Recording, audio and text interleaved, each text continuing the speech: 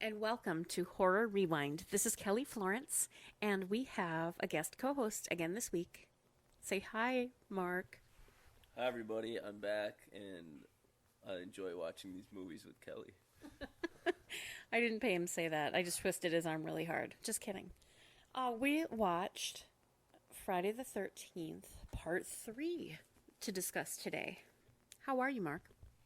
I'm good. There's a blizzard outside right now, but it's nice to watch a movie like that during a blizzard. Yeah, because what else are you going to do, right? So it's kind of perfect. A little history on Friday the 13th, part 3. It came out in 1982. It had a budget of 2.3 million and it ended up making 36.7 million at the box office. If you know the history of this movie prior to it being filmed, you will know that it was supposed to be similar to Halloween 2 in plot. So it was supposed to have the actress from part 2.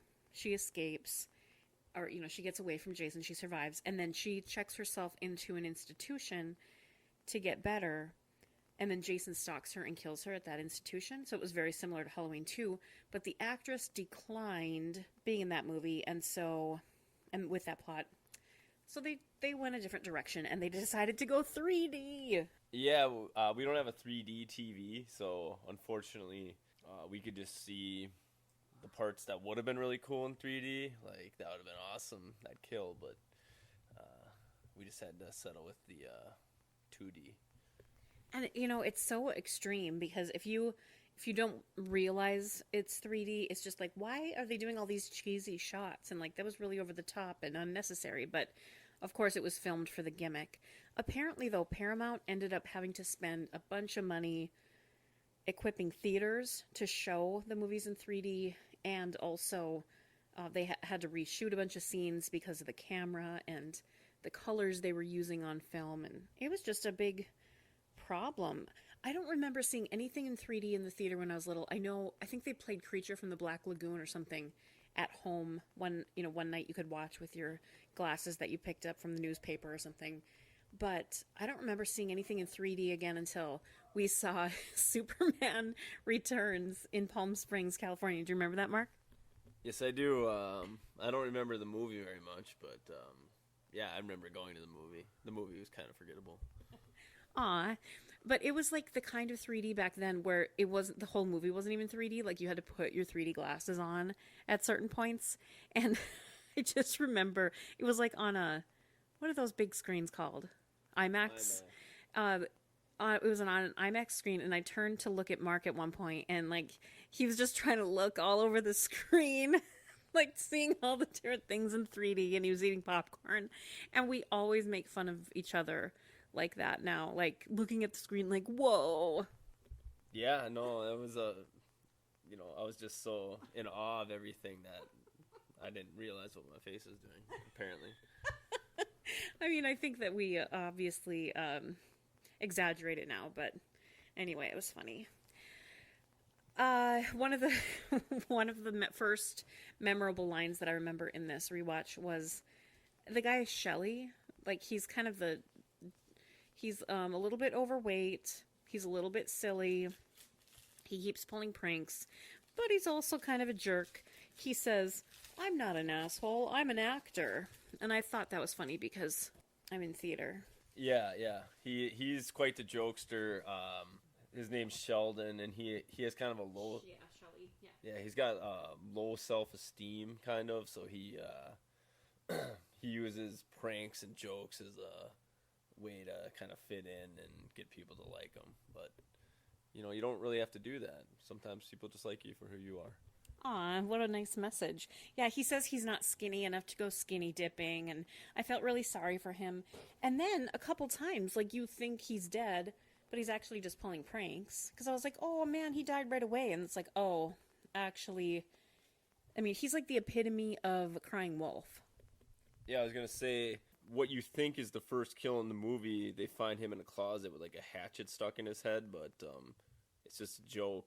But they kind of set it up with him at the beginning of the movie, pretending he's Jason and playing that joke. So he's always playing jokes, but when you see him dead, you really believe he is, but just his personality is such that it is believable that he would do something like that.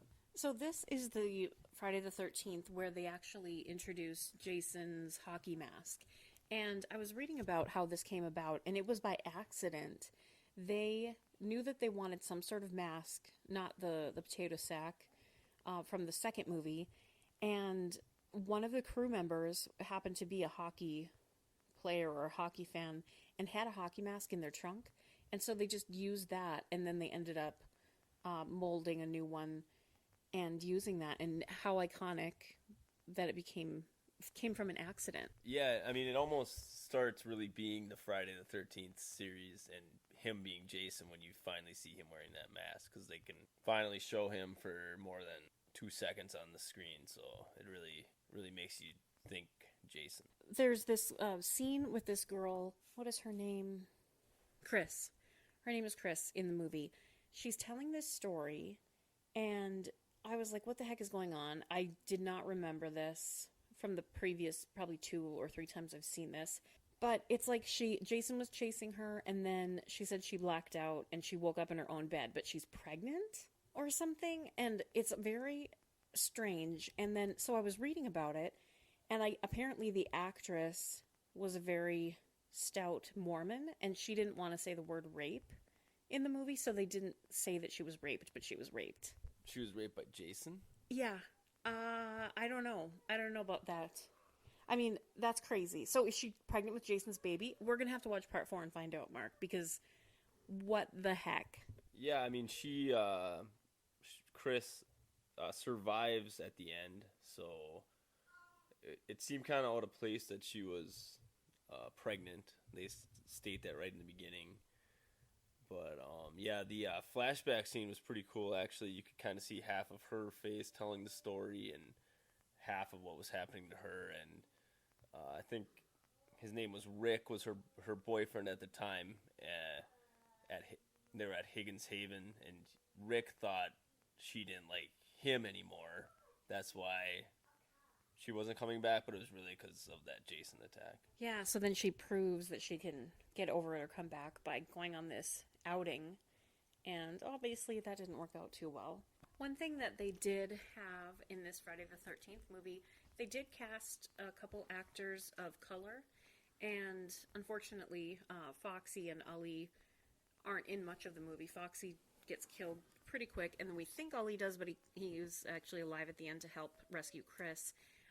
Something that's funny about Foxy, she walks into the barn and she finds so much joy just looking at the junk in the barn. Like, that's a great moment as an actress. And just like in life, it was like a nice little moment to watch. It's like, oh, she's just finding happiness in this stuff. Like, I feel like if she had survived, she could have her own reality show on HGTV where she's like reclaiming stuff from, junkyards and making them new again. Yeah, and she really fell for that pitchfork, by the way. Yeah, that was bad. I actually like, Chris is the final girl, and I actually like how she fought back and used what was around her to actually, try to defeat Jason. She wasn't just she didn't just stand by and be a victim. Yeah, there was a cool scene where she was hiding in a closet and Jason was trying to get in, and then a body fell down, and there's a big knife in the girl's neck who had been killed. And she got the courage to grab that knife out, and then when Jason reached his hand through the door, she stabbed him. And then she was actually on the attack for a while. He was kind of going back, defending himself, and then she stabbed him in the leg and ran away. So that was a pretty cool scene. Something I read recently on Tumblr is if you get stabbed or impaled, you're not supposed to remove the item because that's actually what's holding your blood in, probably. And if you remove it, you could bleed to death. So wait till you get to the hospital for them to remove it. And I was also going to say, while she's stabbing and attacking Jason, he's making some grunting. He's making some grunting type noises, and from what I remember, that's the first time you ever hear him make any kind of a verbal noise. Something Mark noticed, and you'll have to tell me how you noticed this. You noticed that it was not filmed in Connecticut, this movie, and you're like, this looks more like California. And it was. I looked it up. It was filmed in California. How did you know? I think it was not the opening scene in the movie, but when they're picking up the girl and the kids playing baseball in the street, like you can see palm trees. And then also just around the cabin and that, the trees and the hills and the soil just doesn't look the same as it did in the previous movies. So. Oh yeah, it's always like the dead giveaway in any kind of movie or TV show when it's like, oh, we're in Iowa and you can see like the Hollywood hills in the background, basically. Yeah, I just thought this movie had like a somewhat cheesy feel right from the beginning with the scene at the store where the store owners live out back, and the male store owner whose name is Harold. He's just, I don't know, there's like a rabbit inside his store eating vegetables, and he's like opening up peanuts from the shelf, eating a couple, putting them back, and he's like drinking out of the milk, and it's, I don't know, it just has and his wife has rollers in her hair, and they're just kind of cliche type people, and just had a kind of a comical unrealistic start to the movie. Yeah, it was kind of cheesy, and not that all the other Friday the 13th movies are hyper realistic or anything, but it definitely had a different kind of vibe. It was a little sillier, and she tells him to get rid of the rabbit and calls it a filthy animal.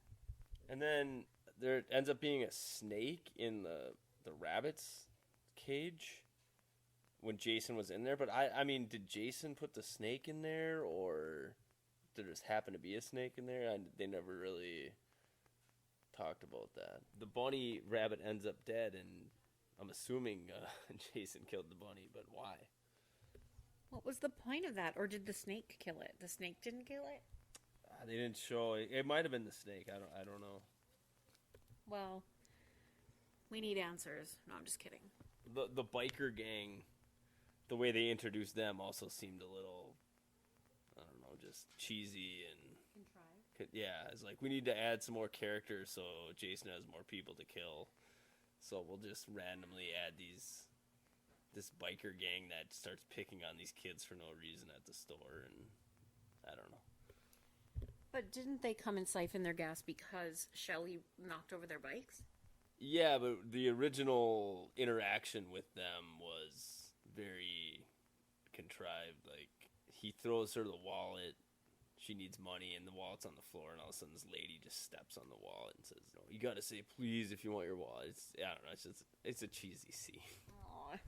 You know, when I was younger, I mean, maybe still sometimes, you just assume, like, you know, like I would assume like biker gangs, quote unquote, or, you know, older kids, teenagers or something would be mean to me for no reason. But, you know, of course it's never happened. Like in Dumb and Dumber when they're being bullied by those guys, by Seabass. Yeah, by Seabass, yeah. But, you know, I guess he threw salt at him.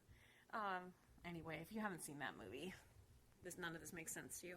But, yeah, it is a bit forced. I lost all sympathy for Shelley when he's like trying to get it on with that girl who, you know, owes him nothing, and he calls her the B word for not getting it on with him. And so I was like, okay, Shelley, like, too bad for you. And then he like literally goes underwater and grabs her foot, like with a Jason mask on. Yeah, that's how Jason got the mask.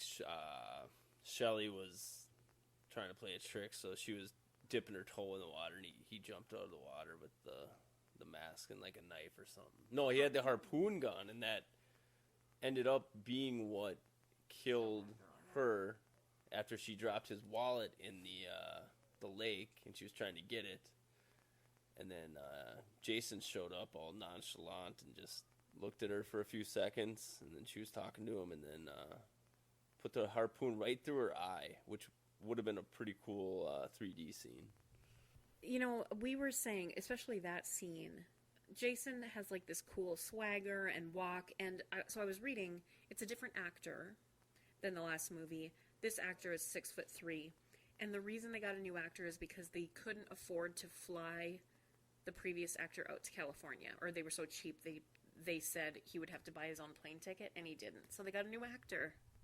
I mean, you really don't. It's not like you can't replace the actor without, people won't really know. So, I mean, he was a little different. I actually like this Jason a little better. He seemed bigger, stronger, meaner. But yeah, I mean, I probably could have played Jason and it would have been the same. So, Hey, speaking of which, I remember I used to direct theater at a theater where we used to live, and we would have a haunted house in the theater on Halloween or around Halloween. And one year, Mark played Michael Myers. Remember this? You wore like a blue jumpsuit and wore the Michael Myers mask. Did you have fun scaring people? yeah, that was a blast. If people want to get into it and be scared, it's super fun. And yeah, that was a great time. I suggest doing that if you ever get the opportunity. Yeah, be somebody in a haunted house who scares people. The only hiccup that we had, somebody brought in a fog machine to make it foggy, but of course colleges are not, or most places aren't set up for fog machines, and the fire department showed up, so that wasn't great. I don't remember that. You must not have been there that year. That was bad. Anyway, yeah, that was a lot of fun. I felt like the actor who played Rick, which was the big preppy guy who Chris kind of had a thing with, I thought he was not a very good actor. I don't know, he seemed dumb. He didn't deliver the lines very well or very believable. So I noticed that too. It's funny that we both picked up on that. Yeah, he seemed like kind of a bad actor. I did notice though that his sweater that he was wearing was reminiscent of Pamela Voorhees' sweater from the first two movies. So that was kind of weird. Oh, and then what about this end scene? Well, I guess it's a dream sequence with Pamela Voorhees jumping out of the lake and attacking Chris in the canoe. yeah, all three movies so far have ended. You have the big climax, and then they're kind of a moment of peace and tranquility, and she's kind of out there on the water in a canoe, and from seeing the other two, you can kind of sense it coming. But then, for Jason's mom to be the one who it ended up being was kind of a shock. But then they always cut to her getting into an ambulance, and the cops saying, "Oh yeah, she kept talking about this lady who jumped out of the water, but she's just in shock." So so it's kind of hard to know what to believe. So she defeats Jason, quote unquote, by getting him into the barn, and then I think she gets him in the head with an axe, and she hangs him from the rope. First, she hangs him, and she thinks it's all over, and he's hanging there motionless, like 3 feet off the ground. His feet are 3 feet off the ground, and all of a sudden he comes back. He lifts himself up on the rope, gets the knot off from around his neck, and he starts attacking her. But then one of the biker guys, Ali, who you don't really see Jason kill, but I mean you see Jason get him down, so you assume he's dead. Just at the right moment, like 6 hours later, somehow the guy just comes to in the barn and attacks Jason. Jason immediately cuts off his hand, but that distracts Jason enough for her to grab the axe and hit him right in the head with it. So we drive away, we look away, and Jason's body is laying there, right? Yep.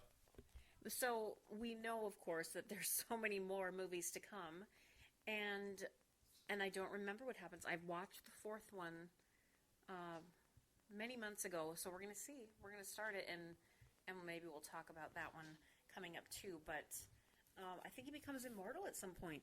Yeah, we're gonna have to keep watching. I haven't seen these in so long that I can't. I do remember Corey Feldman's coming up, and what's the famous line you always say? I keep saying, "Jason, remember me." So that's the one I remember when he shaves his head, and I think he's trying to talk to Jason like it's Jason, like he's Jason when he was a kid. So I'm looking forward to that one. And we are speculating because we don't remember. So this is probably really obnoxious for you, Friday the 13th aficionados. But we're like, is this his son? Because was that woman pregnant with his child? Like, we have no idea what's going on. So it'll be interesting to see. Yes, definitely.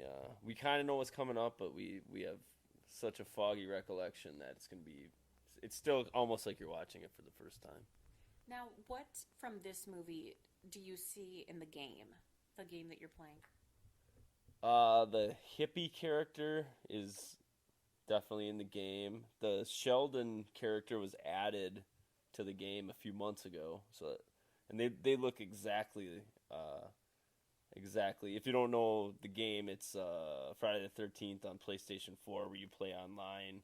One person's Jason. There's 7 camp counselors, and you're trying to escape. And this map, Higgins Haven, is in that game, and it looks pretty much exactly the same with the barn and the house and the little lake. It's not even really a lake in this one. It's almost just like a little river or creek, or I don't know. So also the gas cans that you need to fill up the cars with or the boat with in the game look exactly the same as the ones that the biker gang uses to siphon the gas with. And also the biker lady, Foxy, she's also in the game. So yeah, there's quite a few characters. Well, in the beginning of the movie, all the action, all the killing, everything is in the barn. Like, all the action revolves around that barn. Jason's kind of hanging out in the barn. And then eventually the action moves back into the house. But for the first half or more of the movie, it's all about the barn. And then it ends in the barn, too, so it's like a nice circle back. Yep, definitely, yeah. And then, yeah, they set up a lot of stuff in the barn. You know, they show a lot of things in the barn. They show them playing on that rope that they end up hanging Jason on, so They do a pretty good job of kind of setting stuff up for later. Is the barn in the game? Yes, but I believe you cannot go upstairs in the game, which I think you should be able to, and maybe hang off that rope. That'd be pretty cool. Another just kind of a funny thing is these people are going to go have relations in a hammock, and it becomes kind of a joke about, you know, have you ever done this in a hammock? Does it work in a hammock? And then afterwards, they both say it was the best they've ever had. And the lady or the girl asked the guy, you know, was it you, me, or the hammock? And the guy says it was him. And then the lady says it was the hammock. So I like how you refer to it as having relations. Well, I don't know you grew up in the Clinton era. Yeah, I don't know. I don't know what I can and can't say on this podcast. So I'm trying to be politically correct. After they have their relations, she goes to take a shower and he goes to get a beer, and he's trying to ask her in the shower if she wants a beer, and she can't hear him. And then this is the guy who keeps walking on it like in a handstand. Yeah. Like, what is that about? Yeah, this guy throughout the movie just randomly he'll go into a handstand and just start walking around on his hands, and it I don't know, maybe the guy could just do it and they thought it was cool for just a little something extra. But yeah, it actually turns into a cool kill though, because he's walking down the hallway on his hands, and then he kind of looks up and you see Jason upside down, and he just immediately, like, I can't remember what he puts, like he just slashes him with like a hatchet or something like that. Yeah, I wasn't even mad about that kill because that guy was so obnoxious. And then the girl gets out of the shower and she's looking for the guy and can't find him, and she gets back into the hammock. And she's reading like a newspaper or something, and all of a sudden blood starts dripping on it. And she looks up, and that guy is up in the rafters bleeding down on her. And she starts to scream, and she's laying in the hammock, and all of a sudden you see Jason underneath the hammock, and then like a knife comes up through her chest. So that was a kind of a cool kill. That too is a recurring theme in these first 3 movies. People in the first movie, it's Kevin Bacon in the bunk and his woman, or, you know, I don't know if they both were killed there, and then the couple in the bed in the last movie, and now the hammock in this movie. They get killed from underneath while they're in bed. Yeah, and it's like in the movie Scream, they say you shouldn't have relations in a horror movie. You're probably not going to make it. And that in the first 3 movies, no one has survived. I mean, no one really survives anyway, except usually one person. But that person never has relations, so don't have relations. What else did you notice about the movie on this rewatch? I like the scene where Rick got killed, actually, because Chris comes outside to look for him, and it's... Well, I'll get to this other point in a second, but Jason is right around the corner, like maybe 3 or 4 feet away from them, killing, and he's got Rick's head, and he's just like crushing it with his hands, and Rick like can't do anything about it, and she can't hear Rick because it's so windy, and she can't hear anything. But it's just kind of a cool scene where she's looking for Rick, and like 2 feet away, Jason's killing Rick. Is this the point? This is when Rick's eyeball pops out? Yes, that would definitely have been a good 3D scene. Jason just crushes his head so hard, all of a sudden his eyeball just flies like right into the camera. Oh, and talking about this wind, speaking of this wind scene, this is like Wizard of Oz level windstorm. Well, I noticed in every of these 3 movies, the weather always starts out very nice, and then every single night, because most of these movies only last like one night, but in the first 2 movies it starts raining really hard, like a lightning storm. But in this movie it was just like a huge windstorm, so that's why she couldn't hear him, because it was so windy, and all the doors and windows kept like flying open from the wind. So that added like another element to it. I agree. And then in the morning, when all the chaos is over, it's always still, and they're usually on the lake, and there's like no waves or anything, so it's a nice contrast. Nice observation there, and that's definitely true. Anything else you want to say about Friday the 13th Part 3?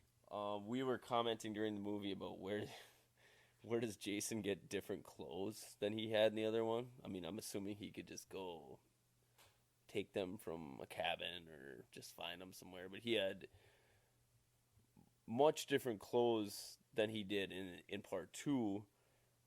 And according to the beginning of the movie, this movie started off right where that one ended. So it's kind of hard, if you really think about it, it's kind of hard to believe there was like these 2 killing sprees that were so close together, and like, I don't know, the cops didn't seem to be concerned or aware of anything. So, and there was although the guy who warned the kids from the first 2 movies died in the second movie, there was this random like hippie guy like hallucinating, like laying in the road. And they got up to help him, and he had an eyeball, and he says like, "This is an omen. You guys are all cursed," and all this. So that they had another guy like that in this one.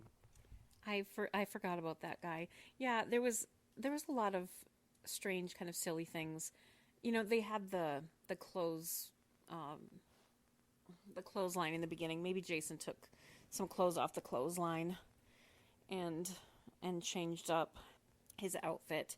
And then that hippie couple, they were like high or something in that one scene and just sleeping. Lots of silly one-liners and some over-the-top moments for the sake of the 3D. Yes, another thing I noticed was in this movie, 2 people go number 2 in the bathroom, and neither of them wipe after. What? Gross. Well, the reason they don't is because they hear something, or like the first guy in the store heard something, and so he got up to check it out, and the second guy, Jason, was like shaking the outhouse. So. Oh, if I'm ever murdered, I hope I don't go in an outhouse. That would be the worst way to go. Don't you agree? Yeah, I can't think of too many worse places than that. Because it already feels like you're gonna die when you're in there. I've never met an outhouse I liked, so yeah, that would not be pleasant. I just got one more quick little thing I noticed. The biker gang siphons the gas out of the van, and she gets into the van to escape from Jason near the end, and he's kind of coming. So the van starts right away, but it eventually runs out of gas and stops right on the bridge. But I've never seen this in a car. She looks, sees that it's empty, and she pushes this button that says like reverse or reserve tank, and all of a sudden she has this other supply of gas. But unfortunately, the crappy bridge she's on, due to the weight of the van, is already broken, and she can't move the van. And Jason starts to grab her. But that was kind of a cool scene. Yeah, a reserve gas tank. That would be handy, especially in end of horror movies. Well, we need to rate this movie on a scale of 0 to 10.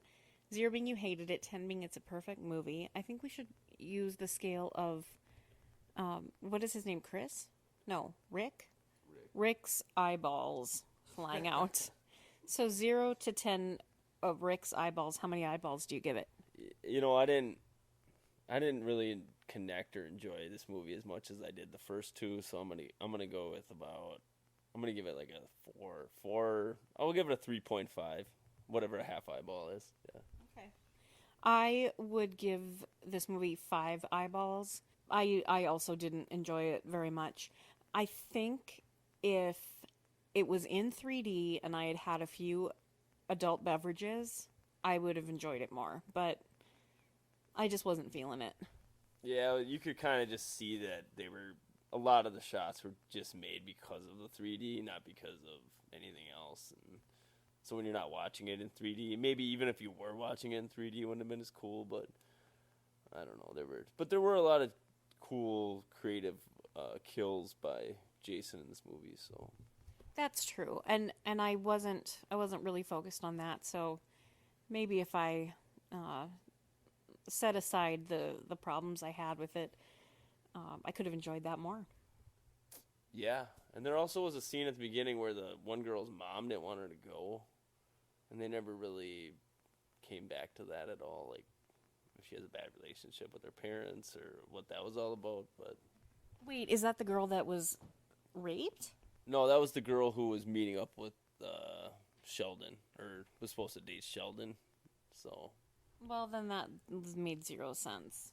it's like they tried to develop some characters, but they didn't like fully develop them. So it's almost like why even start? I don't know. But I would have liked to know more about the hippie guy, which they never really touched on. Wait, the hippie guy in the road? No, the hippie guy who was with the group. Why do you want to know more about him? He just seemed interesting, and his death scene was pretty cool. Jason must have taken or done something to the fuse box, so his girlfriend had him, made him go down in the basement or some other building to check it out, and he was pretty scared. And then he saw like some picture of some like half naked lady or something. He got like kind of happy, and then he heard something that I think he fixed the fuse, but then Jason like took him and pushed him back into the fuse box, and he got electrocuted. And important to note, there was water all over the floor, so he was standing in water and got electrocuted, right? Yeah, and he wasn't wearing shoes, so the rubber from the shoes didn't help him. So it was actually kind of a cool, creative scene, I thought. Sounds like you liked it more than you're giving it credit for. Okay, I'm gonna give it 4 Rick's eyeballs. Okay. Well, stay tuned for this gripping series of Mark and I rewatching these Friday the 13th movies.